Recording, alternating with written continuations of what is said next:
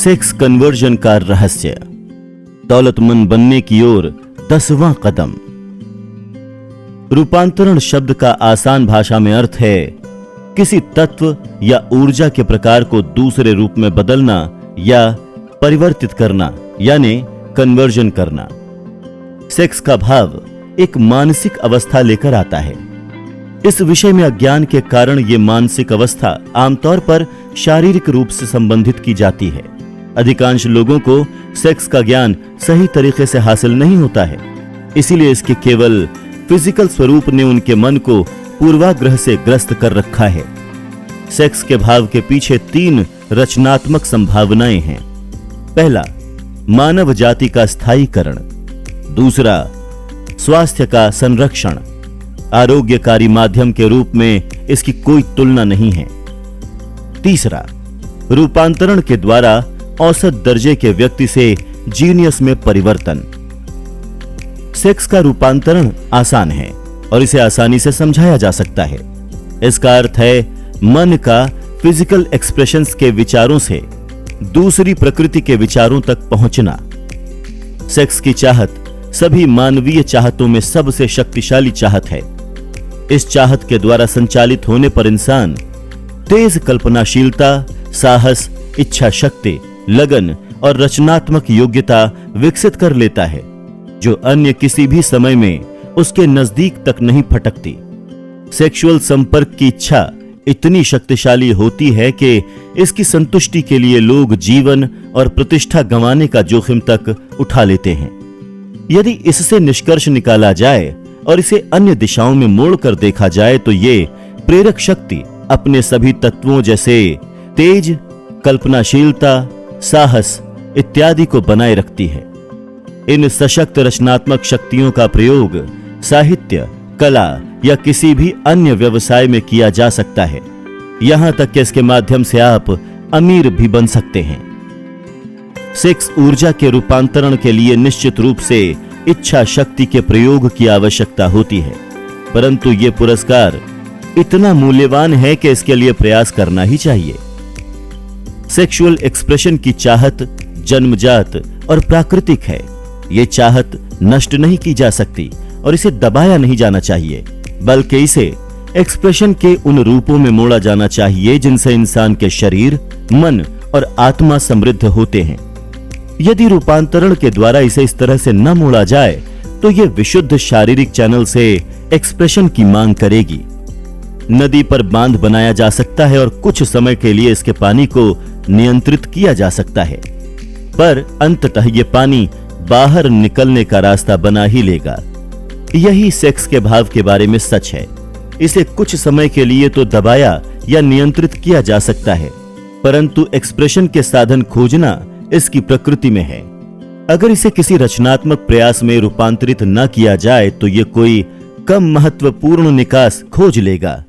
वो व्यक्ति भाग्यशाली है जिसने ये खोज लिया है कि सेक्स के भाव को रचनात्मक प्रयास में किस तरह मोड़ा जाए। वैज्ञानिक शोध ने इन महत्वपूर्ण तथ्यों का उद्घाटन किया है। पहला, महानतम उपलब्धि वाले व्यक्तियों में उच्च विकसित सेक्स प्रकृति पाई जाती है। ये वो व्यक्ति होते हैं जिन्होंने सेक्स रूपांतरण की कला सीख ली है। दूसरा, वो लोग जिन्होंने बहुत सारी दौलत कमाई है और साहित्य, उद्योग, आर्किटेक्चर और प्रोफेशंस में अद्भुत शोहरत पाई है, उन्हें किसी महिला से प्रेरणा मिली है। वो शोध जिसके द्वारा ये खोजें की गईं 2000 सालों तक की जीवनियों और इतिहास के पन्नों से किया गया, जहां भी यह प्रमाण उपलब्ध था कि उनमें उच्च विकसित सेक्स प्रकृति भी थी। सेक्स इंसानी भाव की उद्दम शक्ति है, जिसके खिलाफ शरीर का कोई भी विरोध काम नहीं करता। इस भाव द्वारा संचालित होने पर लोगों में एक्शन की एक अद्भुत शक्ति आ जाती है। इस सत्य को समझ लें और आप इस कथन के महत्व को पकड़ लेंगे कि सेक्स रूपांतरण में रचनात्मक योग्यता का रहस्य शामिल है। किसी भी आदमी या जानवर की सेक्स ग्लैंड्स को नष्ट कर दें तो आप देखेंगे कि आपने एक्शन के प्रमुख स्रोत को हटा दिया है। इसके प्रमाण के लिए आप देखें कि उस जानवर का क्या होता है जिसे बघिया कर दिया गया हो। जब बैल का बघिया किया जाता है तो वो उतना ही पालतू हो जाता है जितनी की गाय। सेक्स ग्लैंड को हटाने का अर्थ है आदमी या जानवर के अंदर से संघर्ष की इच्छा को समाप्त कर देना। महिला के साथ भी यही होता है। मन के मुख्य 10 आवेग। मानवीय मन लालसाओं पर प्रतिक्रिया करता है, जिसके द्वारा ये कंपनों की उच्च दर पर पहुंचता है, जिन्हें उत्साह, रचनात्मक कल्पना, प्रबल इच्छा इत्यादि के नाम से जाना जाता है। वो आवेग जिन पर मन अधिक मुक्त रूप से प्रतिक्रिया करता है इस तरह हैं। पहला, सेक्स एक्सप्रेशन की इच्छा। दूसरा, प्रेम। तीसरा, शोहरत, शक्ति या आर्थिक लाभ या धन की प्रबल इच्छा। चौथा, संगीत। पांचवा, मित्रता, चाहे ये समलैंगिक हो या विपरीत लिंग के 2 लोगों के बीच हो। छठा, 2 या 2 से अधिक लोगों के बीच सद्भाव पर आधारित मास्टरमाइंड गठबंधन, जो आध्यात्मिक या सांसारिक प्रगति के लिए आपस में एक हो जाते हैं। सातवां, साथ साथ झेला गया दुख, जो उन लोगों द्वारा अनुभव किया जाता है जिन्हें प्रताड़ित किया गया हो। आठवां, आत्म सुझाव। नवां, डर। 10वां, मादक द्रव्य और शराब। सेक्स एक्सप्रेशन की इच्छा लालसाओं की सूची में शीर्ष पर आती है, जो सबसे प्रभावी ढंग से मन को ऊंचा उठा देते हैं और शारीरिक एक्शन के पहियों को चालू कर देते हैं। इन लालसाओं में से 8 प्राकृतिक और रचनात्मक हैं, 2 विध्वंसक हैं। यहां पर यह लिस्ट इस उद्देश्य से दी गई है ताकि आपका मन प्रेरणा के प्रमुख स्रोतों का तुलनात्मक अध्ययन करने में समर्थ हो। इस अध्ययन से आप ये देख सकेंगे कि सेक्स का भाव बहुत बड़े अंतर से मन का सबसे गहन और सशक्त आवेग है। किसी ज्ञानदंभी ने कहा है कि प्रतिभाशाली व्यक्ति वो है जिसके लंबे बाल हैं, जो अजीब भोजन करता है, अकेला रहता है और लोगों को मजाक का निशाना बनाता है। जीनियस की बेहतर परिभाषा है कि वो व्यक्ति जिसने ये खोज लिया है कि किस तरह से विचार की गहराई को उस पॉइंट तक बढ़ा लिया जाए जहां वो ज्ञान के उन स्रोतों के साथ चर्चा कर सके जो सामान्य विचार वाले व्यक्तियों के लिए उपलब्ध नहीं है। चिंतन करने वाला व्यक्ति जीनियस की इस परिभाषा के संबंध में कुछ सवाल पूछना चाहेगा। पहला सवाल होगा, कोई व्यक्ति किस तरह ज्ञान के उन स्रोतों से चर्चा कर सकता है जो सामान्य विचार के माध्यम से उपलब्ध नहीं है?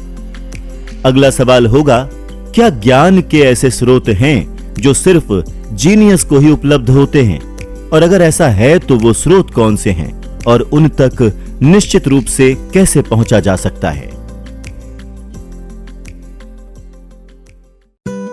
प्रतिभा छठी सेंसेस द्वारा विकसित होती है। छठे सेंस का यथार्थ अब अच्छी तरह से स्थापित हो चुका है। छठी इंद्रिय क्रिएटिव इमेजिनेशन है। क्रिएटिव इमेजिनेशन की शक्ति का प्रयोग बहुसंख्यक लोग पूरे जीवन में कभी नहीं करते, और अगर करते भी हैं तो आमतौर पर ऐसा संयोगवश होता है। कंपैरेटिव रूप से कम संख्या में ही लोग किसी उद्देश्य से सोच विचार कर क्रिएटिव इमेजिनेशन का प्रयोग करते हैं। जो लोग वॉलंटरी रूप से और इसके कार्यों की समझ के साथ इसका प्रयोग करते हैं वही जीनियस होते हैं। क्रिएटिव इमेजिनेशन की शक्ति इंसान के सीमाबद्ध मन और असीम शक्ति के बीच एक सीधी कड़ी है। सभी तथाकथित धार्मिक क्षेत्रों के रिविलेशन और आविष्कार के क्षेत्र में नए या मूलभूत सिद्धांतों की सभी खोजें इमेजिनेशन की शक्ति के द्वारा ही संभव हैं। जब विचार या कॉन्सेप्ट्स किसी के दिमाग में कौंधते हैं, जिसे लोकप्रिय भाषा में आभास कहा जाता है, तो वो इनमें से किसी एक या एक से अधिक स्रोतों से आते हैं। पहला, असीम शक्ति। दूसरा, अंतर्मन, जहां पांचों इंद्रियों द्वारा या फिर पांचों सेंसेस द्वारा मन तक पहुंची सारी छवियां, विचार और संवेग का रिकॉर्ड हैं। तीसरा, किसी अन्य व्यक्ति के मन से निकला कोई विचार या लॉजिकल विचार के माध्यम से प्राप्त विचार या अवधारणा की तस्वीर। चौथा, किसी अन्य व्यक्ति के अंतर्मन स्टोर हाउस से। कोई अन्य ज्ञात स्रोत नहीं है जहां से प्रेरक विचार या आभास प्राप्त किए जा सकें। जब मन के एक्शन को 10 मन आवेगों में से एक या एक से अधिक आवेग द्वारा प्रेरित किया जाता है तो इससे व्यक्ति पर यह प्रभाव पड़ता है कि वो सामान्य विचार से ऊपर उठ जाता है। इससे व्यक्ति को वो दूरी, स्कोप और विचारों की वो क्वालिटी हासिल हो जाती है जो निचले स्तर पर उपलब्ध नहीं थे। जैसे कि जब कोई बिजनेस या प्रोफेशनल रूटीन की समस्याओं के समाधान में मिला हुआ हो। जब आप मन के आवेग के किसी स्वरूप के द्वारा विचार के अधिक ऊंचे स्तर तक उठ जाते हैं तो आप उसी स्थिति में होते हैं जैसे आप हवाई जहाज में इतनी ऊंचाई पर पहुंच गए हों जहां से आपको उस होराइजन के पार भी दिखाई देता है जो जमीन पर रहते समय आपकी आंखों से दिखाई नहीं देता था। यही नहीं, विचार के इस अधिक उच्च स्तर पर व्यक्ति किसी आवेग के द्वारा बंधा या बंधन महसूस नहीं करता, जो उस समय महसूस होते हैं जब वो 3 मूलभूत आवश्यकताओं जैसे भोजन, वस्त्र और आवास को हासिल करने की समस्याओं से जूझता है। वो विचार के एक ऐसे संसार में है जिसमें साधारण रोजमर्रा के विचार प्रभावी ढंग से हटा दिए गए हैं। जिस तरह हवाई जहाज में ऊपर उठने पर पहाड़ और घाटियां और फिजिकल दृष्टि की अन्य सीमाएं हट जाती हैं। विचार के इस उच्चतर स्तर पर मन की रचनात्मक शक्ति को कार्य की स्वतंत्रता मिल जाती है। छठी इंद्रिय के काम करने के लिए साफ हो जाता है। ये उन विचारों के प्रति ग्रहणशील हो जाती है जो व्यक्ति तक किसी अन्य परिस्थिति द्वारा नहीं पहुंच सकते। छठी इंद्रिय वो शक्ति है जो एक प्रतिभावान और एक सामान्य व्यक्ति में अंतर को स्पष्ट करती है। क्रिएटिव शक्ति का जितना अधिक प्रयोग किया जाए ये उतनी ही अधिक विकसित होती है। वो व्यक्ति के कॉन्शियस के बाहर से आ रहे तत्वों के प्रति उतनी ही अधिक दुरुस्त और ग्रहणशील होती है। व्यक्ति इस पर जितना विश्वास करता है और विचार संवेगों के लिए इससे जितनी अधिक मांग करता है ये उतनी ही प्रबल होती जाती है। इस शक्ति को सिर्फ उपयोग के द्वारा ही विकसित किया जा सकता है। जिसे हम अंतरात्मा कहते हैं वो भी पूरी तरह से छठी इंद्रिय की शक्ति के द्वारा काम करती है। महान कलाकार, लेखक, संगीतकार और कवि महान इसलिए बने क्योंकि उन्होंने शांत छोटी आवाज पर भरोसा करने की आदत डाली। ये आवाज क्रिएटिव इमेजिनेशन की शक्ति के द्वारा अंदर से बोलती है। जिनमें प्रखर इमेजिनेशन है वो लोग इस फैक्ट को अच्छी तरह से जानते हैं कि उनके सर्वश्रेष्ठ विचार इन तथाकथित आभास के द्वारा आते हैं। एक महान वक्त है जो तब तक महानता हासिल नहीं करता जब तक कि वो अपनी आंखें बंद न करे और क्रिएटिव इमेजिनेशन की शक्ति पर पूरी तरह से निर्भर न रहे। जब पूछा गया कि वो अपने भाषण के क्लाइमैक्स पर पहुंचने से ठीक पहले अपनी आंखें क्यों बंद कर लेता है तो उसने जवाब दिया, मैं ऐसा इसलिए करता हूं क्योंकि तब मैं उन विचारों को व्यक्त करता हूं जो मेरे भीतर से आते हैं। अमेरिका के सबसे सफल और सबसे प्रसिद्ध फाइनेंसर्स में से एक की आदत थी कि वो निर्णय लेने से पहले 2 या 3 मिनट तक आंखें बंद कर लेता था। जब उससे पूछा गया कि वो ऐसा क्यों करता था तो उसने जवाब दिया, आंखें बंद होने पर मैं इनफिनिट शक्ति के स्रोत से विचार हासिल करने में समर्थ होता हूं।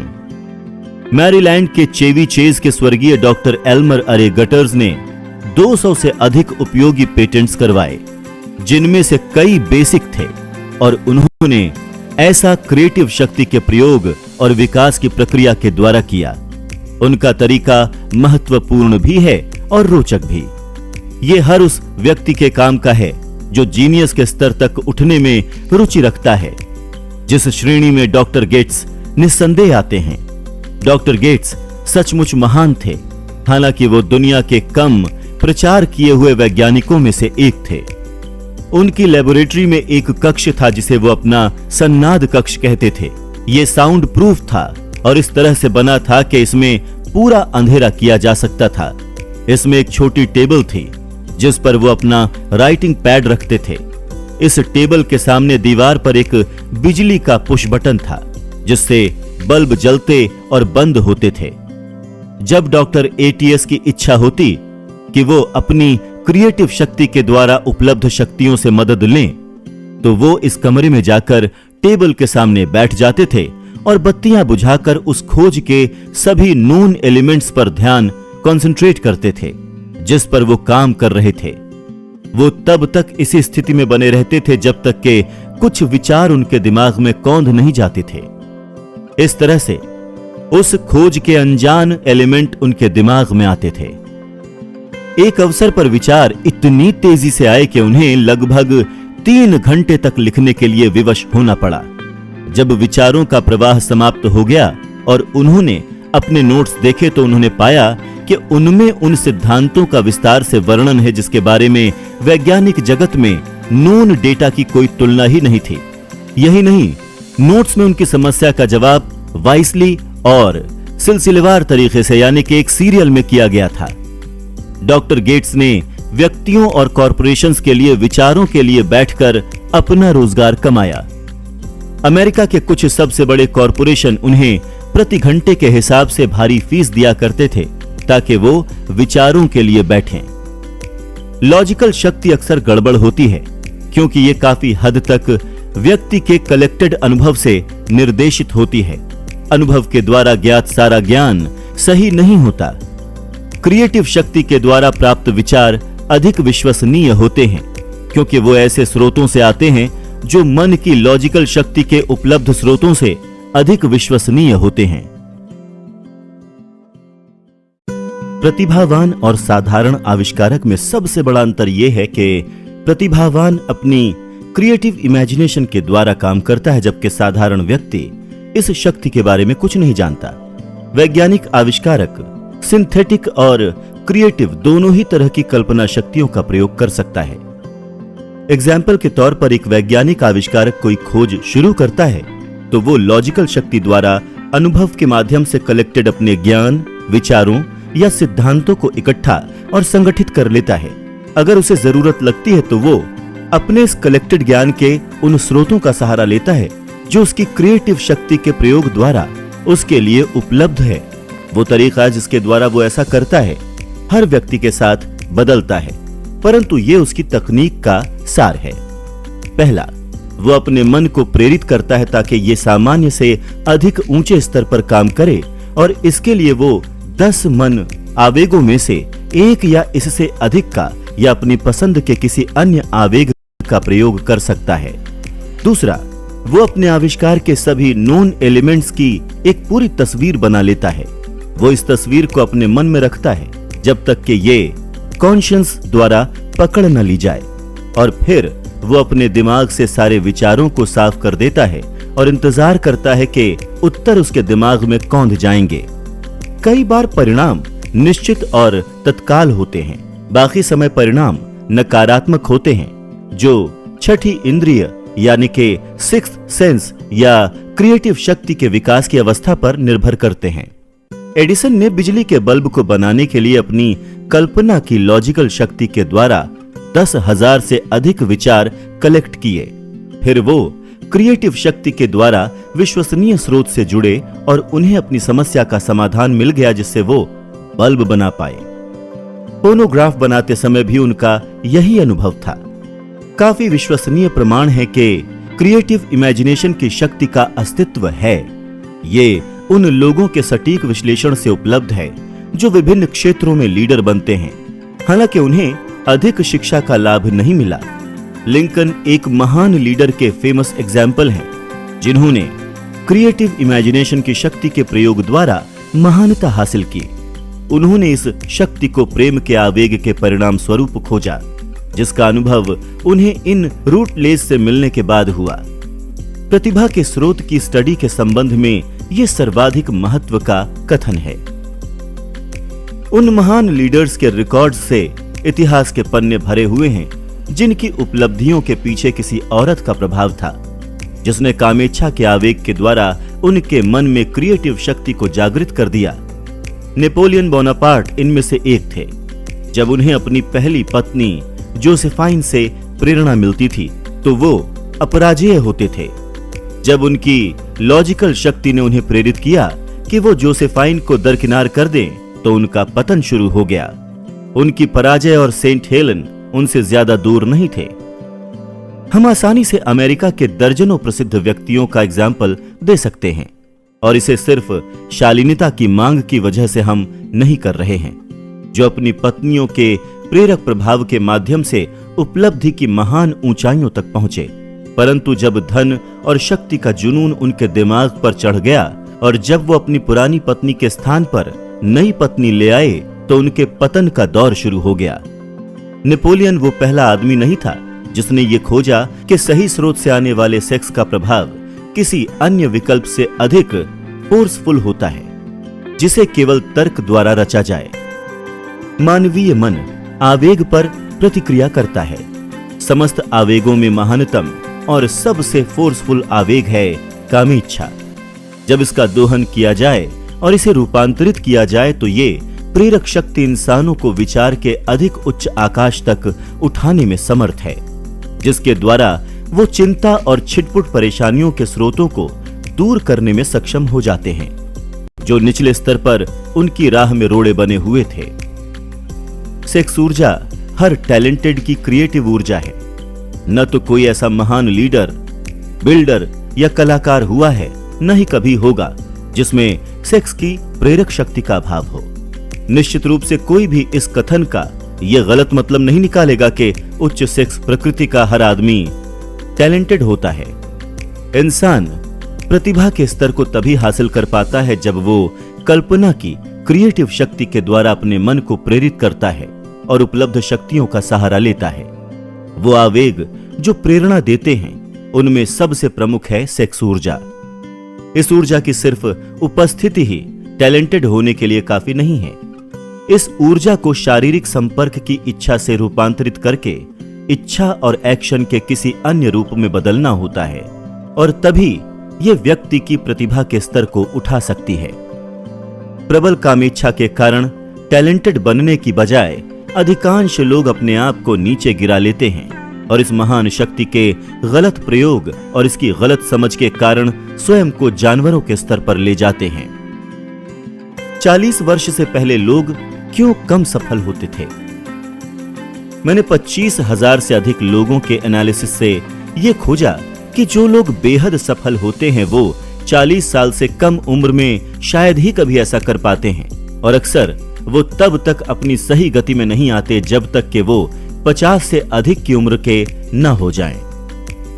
ये फैक्ट तब आश्चर्यचकित करने वाला था जब मैं इसके कारणों की अधिक सावधानी से स्टडी करने के लिए प्रेरित हुआ। इस स्टडी से ये तथ्य उजागर हुआ कि वो सबसे बड़ा कारण जिसकी वजह से अधिकांश लोग 40 से 50 साल की उम्र से पहले इतने सफल नहीं हो पाते, दरअसल ये ट्रेंड है कि वो सेक्स के भाव के शारीरिक एक्सप्रेशन में अधिक अटैच्ड रहते हैं। अधिकांश लोग कभी ये सीख ही नहीं पाते कि सेक्स की आकांक्षा की अन्य संभावनाएं भी हैं, जो महत्व में इसकी शारीरिक एक्सप्रेशन से बढ़कर है। जो लोग ये खोज लेते हैं उनमें से अधिकांश उस पीरियड के कई वर्ष बर्बाद कर चुके होते हैं। जब सेक्स ऊर्जा शिखर पर होती है, यानी 45 से 50 साल की उम्र से पहले, तब रिमार्केबल उपलब्धि आमतौर पर इसके बाद ही आती है। कई लोग 40 साल तक और उसके बाद भी ऊर्जा की लगातार फिजूल खर्ची करते रहते हैं, जिसे बेहतर मार्ग में अप्लाई किया जा सकता है। उनके श्रेष्ठ व अधिक सशक्त भाव हवाओं में यूं ही बिखरा दिए जाते हैं। सेक्सुअल एक्सप्रेशन की आकांक्षा समस्त मानवीय भाव में सबसे प्रबल और सशक्त है, और इसी कारण जब इस आकांक्षा का दोहन किया जाता है एवं इसे शारीरिक एक्सप्रेशन के बजाय अन्य मार्गों पर अप्लाई किया जाता है, तो ये किसी को भी महान उपलब्धि के स्तर पर ले जा सकती है। इतिहास में ऐसे लोगों के एग्जाम्पल्स कम नहीं हैं जिन्होंने बनावटी प्रेरकों जैसे मदिरा या मादक द्रव्यों के प्रयोग द्वारा परिणाम हासिल किए। एडगर एलन पो ने द रेवन शराब के नशे में लिखी। ऐसे सपने देखते हुए लिखी जो किसी इंसान ने इससे पहले देखने का साहस कभी नहीं किया था। जेम्स विटकॉम राइले ने अपना सर्वश्रेष्ठ लेखन शराब के नशे में ही किया। शायद इसीलिए उन्होंने देखा कि वास्तविकता और स्वप्न में सीरियल कॉम्बिनेशन है। नदी के ऊपर मिल और धारा के ऊपर कोहरा। रॉबर्ट बर्न्स ने भी नशे की हालत में अपना सर्वश्रेष्ठ लेखन किया। परंतु यह याद रखा जाना चाहिए कि ऐसे कई लोगों ने अंत में खुद को नष्ट कर लिया। प्रकृति ने अपना स्वयं का ऐसा प्रेरक द्रव्य बनाया है जिसके द्वारा इंसान अपने मन को सुरक्षित रूप से प्रेरित कर सकता है और अच्छे तथा दुर्लभ विचार हासिल कर सकता है जो न जाने कहां से आते हैं। प्रकृति के प्रेरकों का कोई संतोषजनक विकल्प आज तक नहीं खोजा गया है। साइकोलॉजिस्ट जानते हैं कि सेक्स आकांक्षा और आध्यात्मिक आकांक्षा में एक अभूत करीबी संबंध होता है। वो फैक्ट जिससे उन लोगों का अजीब व्यवहार स्पष्ट होता है जो धार्मिक सनक में शामिल होते हैं, जो कबीलाई संस्कृति में आम होते हैं। की भावनाओं से मन की रचनात्मक शक्ति पूरी तरह भावनाओं से संचालित होती है, न कि ठंडे तर्क से। समस्त मानवीय भावों में सबसे सशक्त भाव सेक्स का भाव है। अन्य मन प्रेरक आवेग भी हैं, जिनमें से कुछ को लिस्ट में रखा भी गया है, परंतु उनमें से कोई भी या वो सब मिलकर भी सेक्स की प्रेरक शक्ति का मुकाबला नहीं कर सकते। मन प्रेरक आवेग वो प्रभाव है जो विचार की गहनता को अस्थायी या स्थायी तौर पर बढ़ा सकता है। जिन 10 प्रमुख प्रेरकों का वर्णन किया गया है वो सबसे आम प्रेरक हैं, जिन स्रोतों के द्वारा इंसान असीम शक्ति से संपर्क कर सकता है या अपनी इच्छा से अपने या किसी दूसरे व्यक्ति के कॉन्शियंस के स्टोर हाउस में प्रवेश कर सकता है। ये टैलेंटेड का तरीका होता है। एक प्रोफेसर ने 30,000 से अधिक सेल्समैनों के प्रयासों को प्रशिक्षित और निर्देशित किया। उन्होंने ये आश्चर्यजनक खोज की कि जिन लोगों का इंक्लिनेशन हाईली सेक्स की तरफ होता है वो बहुत ही अधिक प्रभावी सेल्समैन होते हैं। इसके पीछे कारण ये है कि व्यक्तित्व के जिस तत्व को पर्सनल मैग्नेटिज्म कहा जाता है वो सेक्स ऊर्जा से अधिक कुछ नहीं है। तो सेक्स की ओर हाईली इंक्लाइंड लोगों में हमेशा पर्सनल मैग्नेटिज्म प्रचुर मात्रा में होता है। समझ और विकास के द्वारा इस महत्वपूर्ण शक्ति का प्रयोग लोगों के साथ संबंधों में बहुत लाभ दिलवा सकता है। ये ऊर्जा दूसरों के साथ इन माध्यमों से कम्युनिकेट की जा सकती है। पहला, हाथ मिलाना। हाथ का स्पर्श तत्काल मैग्नेटिज्म की उपस्थिति या अनुपस्थिति के बारे में बता देता है। दूसरा, आवाज का टोन। मैग्नेटिज्म या सेक्स ऊर्जा वो तत्व है जिससे आवाज रंगीन या संगीतमय या आकर्षक बनती है। तीसरा, पोस्टर और शरीर की स्थिति। हाईली सेक्स इंक्लाइंड लोग तेजी से एवं शालीनता और सहजता से चलते हैं। चौथा, विचार कंपन। ऐसे लोग सेक्स के भाव को अपने विचारों में मिश्रित कर लेते हैं या ऐसा अपनी इच्छानुसार कर सकते हैं और इस तरह से वो अपने चारों तरफ के लोगों को प्रभावित कर सकते हैं। पांचवा, शरीर की सजावट। ऐसे लोग अपनी व्यक्तिगत छवि के बारे में आमतौर पर बहुत ही सतर्क रहते हैं। वो आमतौर पर उस स्टाइल के कपड़े चुनते हैं जिनसे उनका व्यक्तित्व, शरीर और रंग आकर्षक बने। सेल्समैन को काम पर रखते समय अधिक सक्षम सेल्स मैनेजर हमेशा सबसे पहले जिस गुण को देखता है वो है पर्सनल मैग्नेटिज्म, जो सेल्समैन की पहली आवश्यकता है।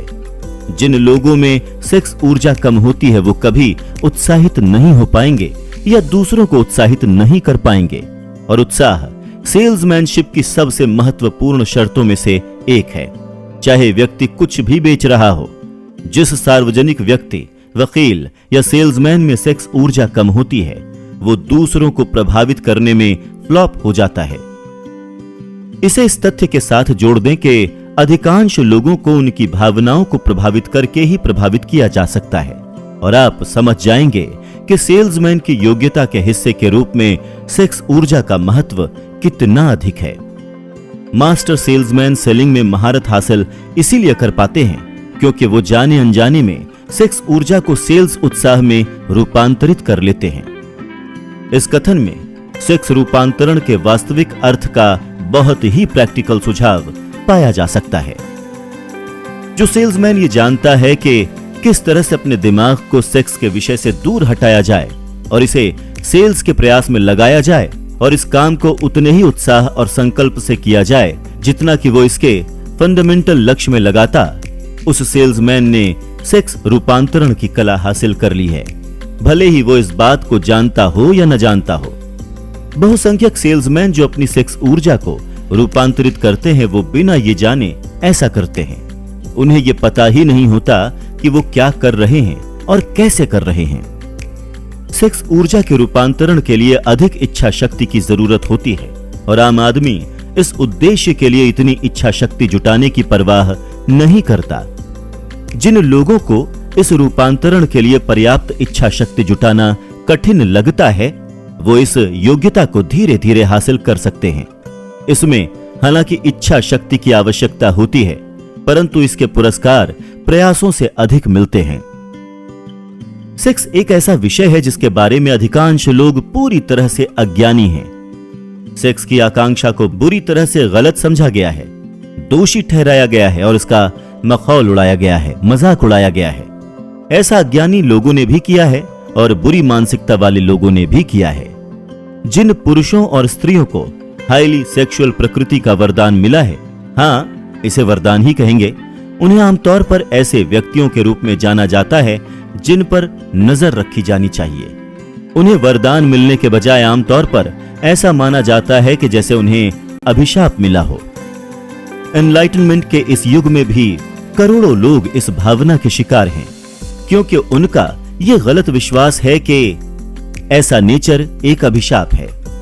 सेक्स ऊर्जा के गुणों के बारे में इन बातों से यह नहीं समझ लेना चाहिए कि आजाद सेक्स की वकालत की जा रही है। सेक्स की भावना तभी एक सद्गुण है जब इसका बुद्धिमानी और सावधानी से प्रयोग किया जाए।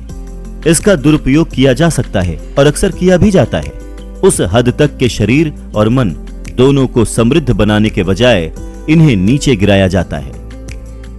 लेखक को यह महत्वपूर्ण लगा जब उसने पाया कि हर महान लीडर की उपलब्धियों के पीछे किसी महिला की प्रेरणा थी। कई एग्जाम्पल्स में यह महिला एक संकोची, खुद को नकारने वाली पत्नी थी जिसके बारे में जनता ने बहुत कम या बिल्कुल भी नहीं सुना था।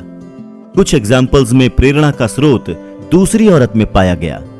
हर बुद्धिमान व्यक्ति जानता है कि शराब या मादक द्रव्यों के द्वारा अधिकता में प्रेरक आवेग असंयम का विध्वंसक रूप है।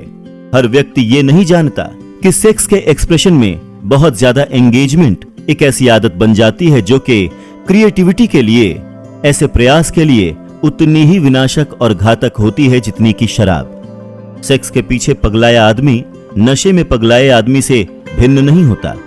दोनों ही अपने तर्क और इच्छा शक्ति पर नियंत्रण खो देते हैं।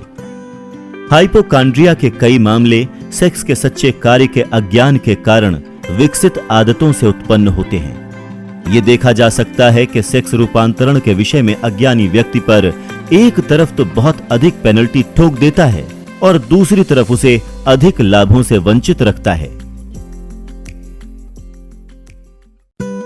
सेक्स के विषय में चारों तरफ फैला ज्ञान इस फैक्ट के कारण है कि यह विषय रहस्य और अंधकारमयी मौन में लिप्त हुआ है। रहस्य और मय के षड्यंत्र के दावे का लोगों पर वही प्रभाव होता है जितना कि खुद को रोकने की साइकोलॉजी का। इसका परिणाम यह होता है कि लोगों की जिज्ञासा बढ़ जाती है और वो इस विषय के बारे में अधिक ज्ञान हासिल करने लगते हैं। ये डॉक्टर्स के लिए शर्म की बात है कि विषय में जानकारी आसानी से उपलब्ध नहीं है, क्योंकि इन्हीं लोगों को, युवाओं को इस विषय में शिक्षित करना चाहिए। बहुत कम ऐसा होता है कि कोई व्यक्ति किसी भी क्षेत्र में उच्च रचनात्मक प्रयास में 40 साल की उम्र से पहले दाखिल हो। औसत व्यक्तिगत की महानतम रचनात्मक क्षमता की उम्र 40 और 60 के बीच होती है। ये कथन हजारों स्त्री पुरुषों के एनालिसिस पर आधारित है।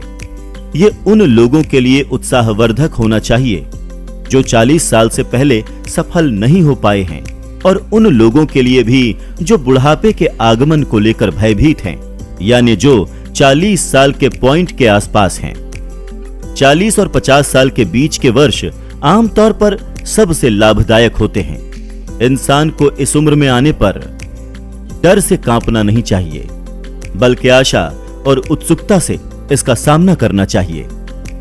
अगर आप प्रमाण चाहते हैं कि अधिकांश लोग अपने सर्वश्रेष्ठ काम को 40 साल की उम्र से पहले शुरू नहीं करते, तो अमेरिका के सबसे सफल लोगों के रिकॉर्ड उठाकर देख लें, आपको प्रमाण मिल जाएगा। हेनरी फोर्ड तब तक वास्तव में सफल नहीं हुए थे जब तक कि उन्होंने 40 की उम्र को पार नहीं कर लिया था। एंड्रू कार्नेगी 40 से आगे निकल चुके थे, तब उन्हें अपने प्रयासों का फल मिला। जेम्स जे हिल 40 साल की उम्र में अब भी टेलीग्राफ चला रहे थे। उनकी विराट उपलब्धियां उस उम्र के बाद आईं।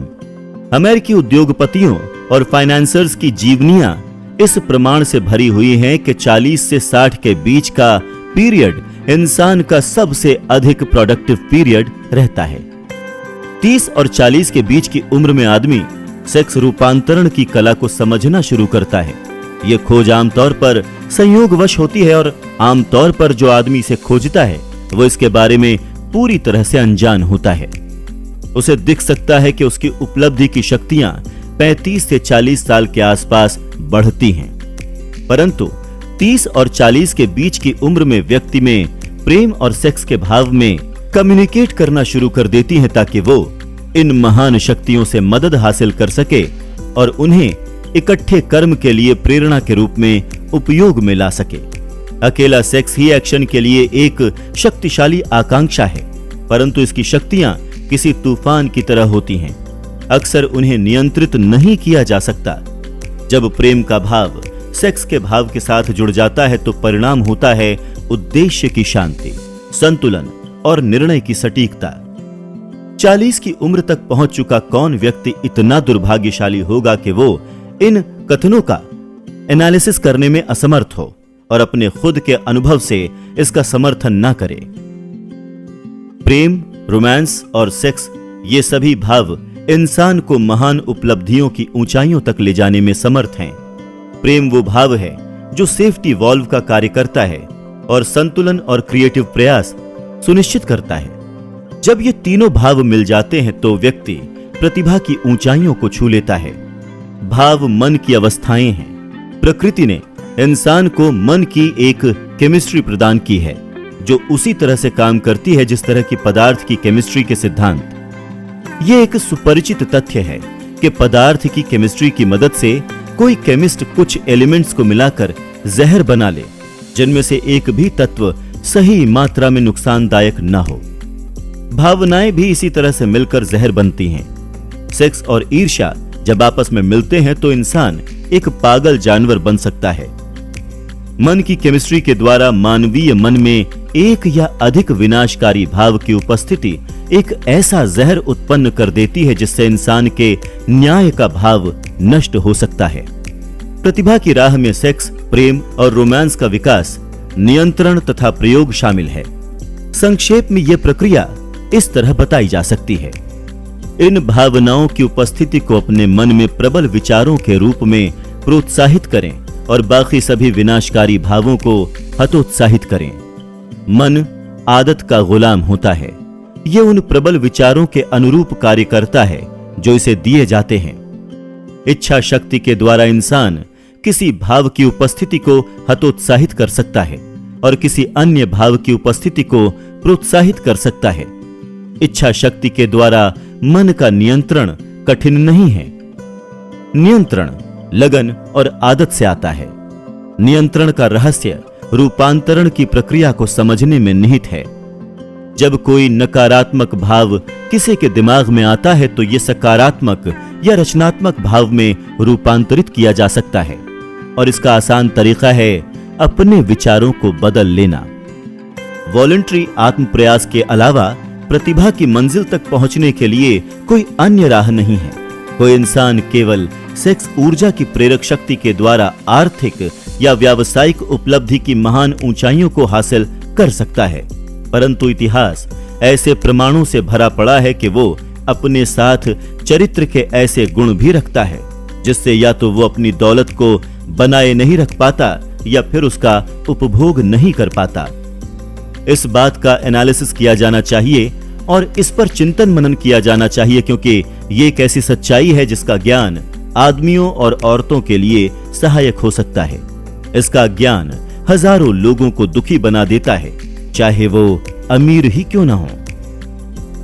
प्रेम की यादें कभी खत्म नहीं होती। प्रेरणा के स्रोत के चले जाने के काफी समय बाद भी वो बनी रहती हैं, प्रभावित करती रहती हैं और राह दिखाती हैं। इसमें कुछ भी नया नहीं है। हर इंसान जिसने सच्चा प्रेम किया हो, ये बात जानता है कि ये मानवीय हृदय पर स्थायी चिन्ह छोड़ देता है। प्रेम का प्रभाव स्थायी है क्योंकि प्रेम की प्रकृति आध्यात्मिक है। जिसे प्रेम उपलब्धि की महान ऊंचाइयों तक पहुंचने के लिए प्रेरित न कर सके, वो व्यक्ति दुर्भाग्यशाली है। हालांकि वो जिंदा प्रतीत होता है, परंतु सच तो यह है कि वो मुर्दा है। अपने कल को याद करें और अपने मन को बीते हुए प्रेम की सुंदर स्मृतियों से नहलाएं। ये वर्तमान चिंताओं के तनावों के प्रभाव को मंद कर देगा। ये आपको जीवन की अप्रिय वास्तविकताओं से मुक्ति का स्रोत प्रदान करेगा और हो सकता है, कौन जाने, फैंटेसी के संसार में इस अस्थायी विचरण के दौरान आपका मन आपको ऐसे विचार या योजनाएं प्रदान कर दे जो आपके जीवन का आर्थिक या आध्यात्मिक स्टेटस बदल दे। अगर आपको विश्वास है कि आप दुर्भाग्यशाली हैं क्योंकि आपने प्रेम किया है और आपका प्रेम खो गया है, तो इस विचार को दूर भगाएं। जिसने सच्चा प्रेम किया हो वो कभी पूरी तरह से उसे गंवा नहीं सकता। प्रेम थोड़ा सनकी और तुनक मिजाज होता है। ये अपनी इच्छा से आता है और बिना चेतावनी दिए चला जाता है। जब तक ये मौजूद है तब तक इसे स्वीकार करें और इसका आनंद लें, परंतु इसके जाने के बाद इसके बारे में चिंता करके समय बर्बाद न करें। आपके चिंता करने से ये वापस नहीं आ जाएगा। इस विचार को भी दिल से निकाल दें कि प्रेम सिर्फ एक ही बार आता है। प्रेम अनंत बार आ सकता है और जा सकता है, परंतु कोई भी दो प्रेम अनुभव एक से नहीं होते। वो एक जैसे तरीके से आपको प्रभावित नहीं कर सकते। ऐसा हो सकता है और ऐसा होता भी है कि एक प्रेम अनुभव दिल पर बाकी से अधिक गहरे निशान छोड़ जाए। हालांकि सभी प्रेम अनुभव लाभदायक हैं, परंतु उस व्यक्ति के लिए नहीं जो प्रेम के जाने के बाद नफरत या बिछड़न की आग में जलने लगे। प्रेम के मामले में निराश नहीं होना चाहिए। अगर लोग प्रेम और सेक्स की भावनाओं के बीच के अंतर को समझ लें तो महत्वपूर्ण अंतर यह होता है कि प्रेम आध्यात्मिक है जबकि सेक्स जीव विज्ञान का विषय है। कोई भी अनुभव जो मानवीय हृदय को आध्यात्मिक शक्ति से स्पर्श करता है नुकसानदायक नहीं हो सकता, सिवाय इसके कि वो अज्ञान या ईर्ष्या से ग्रस्त हो। इसमें कोई संदेह नहीं है कि प्रेम जीवन का महानतम अनुभव है। ये व्यक्ति को असीम शक्ति के संपर्क में लाता है।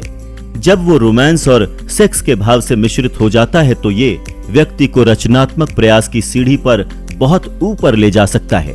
प्रेम, सेक्स और रोमांस के भाव किसी भी सक्सेसफुल क्रिएटिव इंडिविजुअल के प्रतिभा के हमेशा रहने वाले त्रिकोण के पहलू हैं।